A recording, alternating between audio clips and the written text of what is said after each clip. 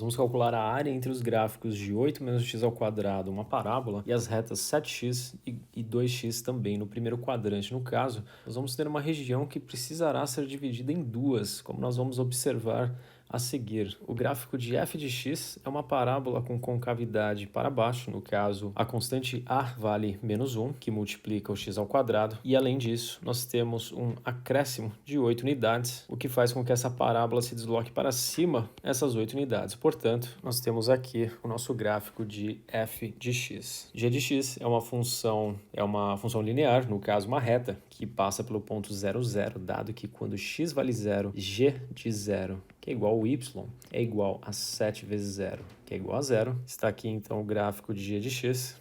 E h de x também é uma reta, porém com uma inclinação muito menor, inclinação 2, e está aqui.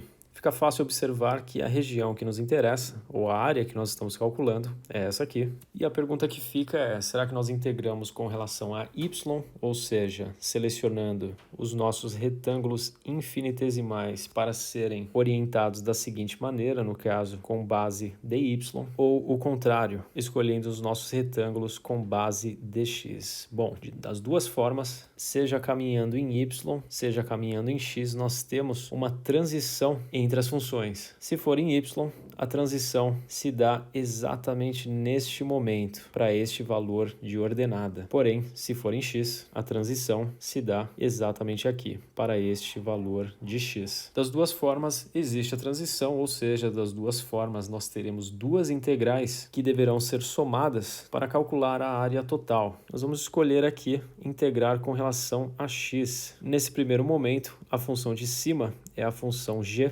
e a função de baixo é a função h, e a partir desse ponto, a função de cima passa a ser a função f, e a função de baixo, a função continua sendo h. Lembrando que esses são retângulos com base infinitesimal, base dx. Vamos começar pelo cálculo das intersecções. No caso aqui, a intersecção entre a função g e a função h, onde g de x é igual a h de x. Fica um pouco óbvio de ver no gráfico, porém, vamos realizar esse cálculo.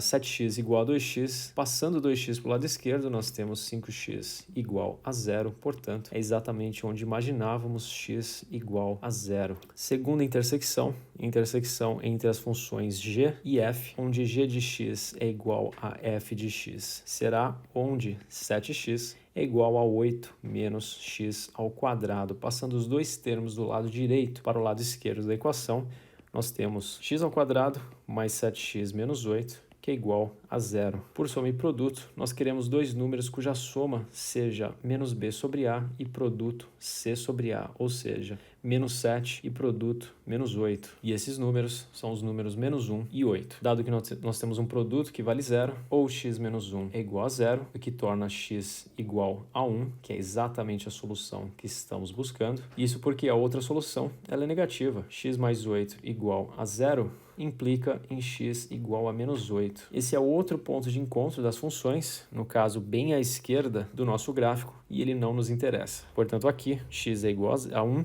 aqui nós tínhamos x igual a 0, ficou faltando somente a intersecção de f e de h. Vamos calcular onde f de x é igual a h de x. 8 menos x ao quadrado igual a 2x, x ao quadrado mais 2x menos 8 igual a 0. Também por soma e produto, nós ficamos com x menos 2, x mais 4 igual a 0, ou seja, ou x menos 2 é igual a 0, o que implica em x ser igual a 2, ou então x mais 4 igual a 0, e aqui também uma solução negativa que não nos interessa nesse exercício. Portanto, nós já temos o nosso intervalo de integração, sendo que para esta primeira área, a variação de x é de 0 a 1, a função de cima é a função g e a função de baixo é a função h. E para a segunda área, o intervalo é de 1 a 2, a função de cima é a função f e a de baixo é a função h. Ficamos então com a seguinte ou as seguintes integrais. Integral de 0 a 1 de 7x menos 2x,